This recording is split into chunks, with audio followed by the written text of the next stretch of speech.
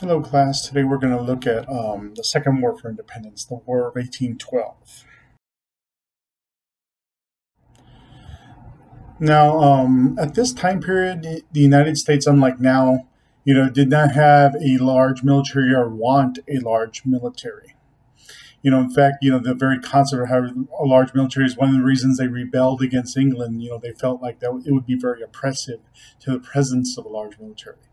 And so when the war is declared, and it's declared for two reasons. One, the British Navy was impressing soldiers in the high seas, taking our citizens, forcing the Navy.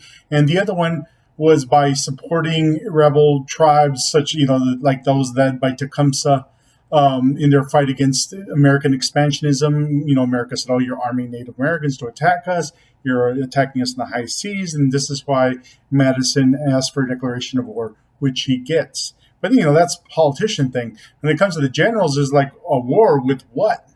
They had a small army, not very well disciplined, not very well trained, and those of them who had actually seen combat, especially the leaders, the last time they saw combat was during the American Revolution. So they were already getting elderly, kind of senile. This was not America's greatest army. Now the other thing is they declare war against Great Britain. Great Britain's on the other side of the Atlantic Ocean. Did we have a navy that could sail over there where we're going to put together hundreds of thousands of men to invade Great Britain? No, we didn't have the men, we didn't have the tools, we didn't have the navy. So, we declare war against Great Britain, but how are we going to fight Great Britain? So, what they look to Great Britain's holdings in America, which is Canada.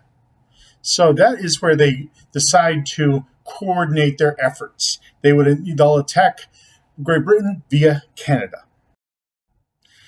Now, the invasion of Canada, if we had great soldiers and great officers and logistics and all this stuff, maybe could have been feasible. But with this type of army, you had this like very complicated three-pronged invasion of Canada that would require great, support, would require knowledge of the geography, would require all kinds of things we didn't have. So it does not go well. There are no roads or anything. We're climbing, going through forests, climbing mountains, trudging through snow, trying to carry artillery pieces. And the Canadians do a good job of repelling most of our forces. We do win some battles, but in no way were we conquering Canada. Now, what is really interesting, in contrast to like the American Revolution, we were looking, we did sort of well on land, but we never looked to have some sort of war with England in the ocean because England had the greatest navy.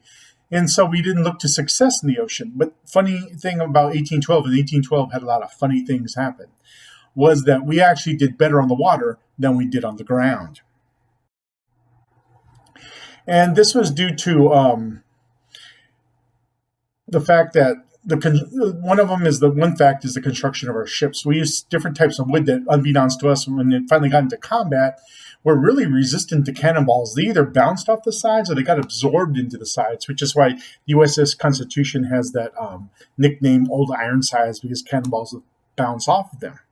Another reason, we were successful in water is like, most of the fighting wasn't out in the open ocean. It was, in rivers and in, like the Great Lakes stuff where we knew the area, and some in rivers especially we could limit the size and how much that we were being attacked with and who we attacked with. And a lot of the combat that was in the water was actually geared toward taking out British forts along the Great Lakes. And in here we actually had success.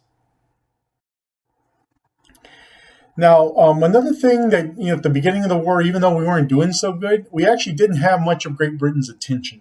At the time the war starts in 1812, they're busy fighting Napoleon. And so we're a sideshow to this whole thing. They'll give some effort, but not a lot. Much like in the American Revolution, when they are attacked all over the world, it's the same thing. So America's kind of like small potatoes until the war with, Napoleon is over. They defeat Napoleon. Then they can turn all their attention to the United States and send a lot more soldiers. Tens of thousands of British troops come along to invade America. And, they have to deal with the same thing, like no roads, horrible geography, trying to move, thousands of men. So, they stick to the oceans, navigating in rivers and stuff to try to get to our major cities to attack and take them. And this is basically how their attacks were carried out, was along rivers and wherever they could land large amounts of troops. And so they do have some initial success, hitting some of our cities. Um, at times, with naval support, we're able to fend some of them off, and we're able to save Upper New York, but still, Great Britain's having a lot of success. They're landing along the countryside, raiding, making it very dangerous to live on the countryside, and so they are stretching their muscles. They're showing just how powerful the British Army really is. Now, there was two places that they were looking to attack after New York, and that was Baltimore and that was Washington D.C. Washington D.C. Madison's Minister of War didn't think anyone would ever attack Washington D.C. He didn't think that it was even a target for the British, so he doesn't bother to leave anyone to defend the city. President Madison tries to counteract that. He names someone else to protect the city, but without the Secretary of War, any support from him. He has very little troops. He doesn't even get to call too much of a militia, because it was only in emergencies could he call them. And so when the British column starts barreling down and they decide they're going to take Washington, D.C., there's not much you can do. They fight a small battle of Bladensburg, but the American forces are quickly routed. One of the most embarrassing, instances in the army is they end up just running from the British army in what is known as the Bladensburg races. In fact, the British lose men from heat stroke just trying to keep up with how fast the Americans are running to get away from them. But get away from them they did. And everyone in Washington, D.C. knew that the troops are coming, and they begin to evacuate the country. They take literally, the Declaration of Independence, the copies of the Constitution, and they put them in little sacks, the original copies, and try and sneak them out of the city. And slowly, what they can get and save for posterity gets taken from there. But it's in haste, because the British Army is barreling down. They make it into Washington City, and they proceed to set the Capitol on fire, burning congressional buildings, burning the White House. And the second day of all these of this destruction of Washington D.C., what's really crazy is a hurricane blows through Washington D.C., knocking down British artillery, blowing off men, and in the middle of the hurricane's a tornado, and it goes right through the British column. It's a crazy, crazy sight. And eventually, the next day, what's left of the British march out of Washington. I don't know what just happened. Their next target was Baltimore. Baltimore's a major port, and Great Britain is seeking to take it out and take control of it. Now, the people of Baltimore kind of already have a heads up that the British Army is coming, so they do several things to defend the city. One of them, since they know they're coming into the harbor, is a lot of merchants sink their ships into the harbor to make it more difficult for British ships to get through. And protecting the entrance into the harbor is Fort McHenry. And really, this battle is basically an artillery battle, the ship's guns versus the guns of Fort McHenry, and these guns are going back and forth all night. And caught up in the middle of this, of course, is Francis Scott Key. He's a lawyer. He's on a British ship trying to negotiate this release of one of his friends. He's actually an anti-war guy. He didn't believe in this war. But, he ends up writing this, what would later become the Star-Spangled Banner. He writes this long poem. It's much longer than you've ever heard. We usually just sing the first stanza. And it later recorded and over decades is finally applied to become becomes the national anthem. But anyway, they managed to stave off the British, as the song states. They were still there. The British have to back off. They can't make their way in, so they seek to find another way to invade and take America. As all this is happening, since the beginning of the war, there's been negotiations in Europe to bring it to an end. Now, at the beginning of the war, when we weren't doing so good, Great Britain was looking to just take America back, literally. But as the tide changes, the negotiations switch. And eventually you get to the point where, they look to leave things as they are, but demilitarize the border because of all the forts along the Great Lakes that America saw as threatening. And so this deal is done actually before the famous Battle of New Orleans happens. what is interesting is like this battle becomes this, this thing that Andrew Jackson, he's the defender of the city, uses to catapult himself into the White House. But all of the, for whether they win or lost, the war was over and they had already negotiated the end. But it takes a long time for news to get here. So the British fleet sails, lands, and outside New Orleans, they have this huge coordinated idea because Jackson's put together a ragtag army of everyone and anyone who lives in New Orleans, about 7,000 defenders. They built this huge mound, a fortified position where they could be on top and shoot down toward their attackers, forcing them to come uphill. His army is made up of, Anglos. It's made of Spaniards, Creoles, Africans, slaves, slaves and free Africans, Native Americans. Just an amalgamation of New Orleans. If you've ever been there, it's a huge amalgamation of peoples. They set off to defend New Orleans. Great Britain lands. The British troops land, and they have this idea of coordinated effort. They'll get to the fortified position, bring up the ladders, get up there, take out the attackers. Things don't go well at the beginning. As they're trying to, move toward New Orleans in the dark, they end up coming encounter a small American force, but it's so dark and foggy that even the Americans and the British end up shooting each other instead of the enemy. So they kind of, a sign of bad things to come. Now, as they start marching toward the fortified position, they call for the ladders, and the unit that was supposed to bring the ladders didn't bring them. But the commander, undeterred, tries to storm up this position and loses 2,000 men in a half hour. He eventually has to back off and retreat. But, even before that that battle started, the war was already over.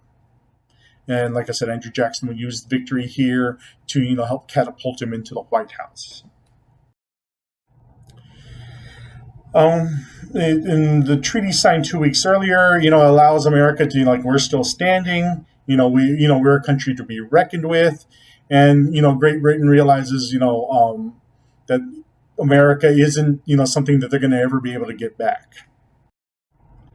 The treaty is negotiated by Tsar Alexander I of Russia, and by the way, all the royal families in Europe are related. They're all cousins. This is what's like if you wonder why is a Russian there negotiating, that's why.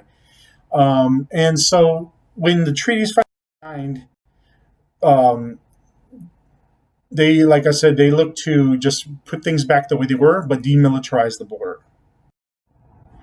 Now, interestingly enough, as this war is being persecuted, there's a group of people, especially in the New England area, that do, these are businessmen. These guys make money in shipping and trading with Great Britain, were none too happy with the war, because it just totally hurt their business. So they had this meeting called the Hartford Convention, in which they looked to, figure out how to get the rest of America to listen to their grievances, and at some point start discussing secession from America. Now, secession, it seems extreme today, but, for them, they seceded from Great Britain, so why can't we secede too if we don't like what's going on?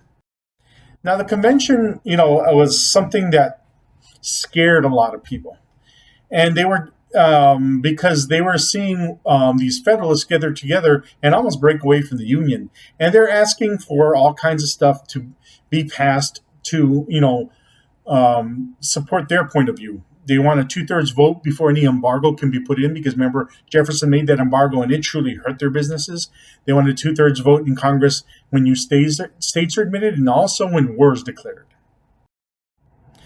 They wanted to get rid of the 3/5 clause. They wanted to limit the president to a single term. And they wanted to get rid of the idea that, we can have presidents from the same state. Because up until this point, all the presidents have been from Virginia. When we finally win, especially after New Orleans, and show, we're going to stay standing, is dissolved, and none of this ever, nothing ever comes of it. But some of these things eventually do get passed. Now, as far as a war, the war for, War of 1812 wasn't that big a war. 6,000 men, killed or wounded. It didn't really have an impact on the world, but it had a major impact for America. It was for the first time that Americans started to see themselves as Americans, not Virginians, Tennesseans, South Carolinians, and so forth. They started to see themselves as one unified country. And the idea of breaking up sectionalism, it slows down for a bit, but it'll later be, slavery that brings us to the Civil War. War heroes Benjamin Henry Harrison and Andrew Jackson become presidents after this. Britain has to get rid of any ideas of ever reconquering America.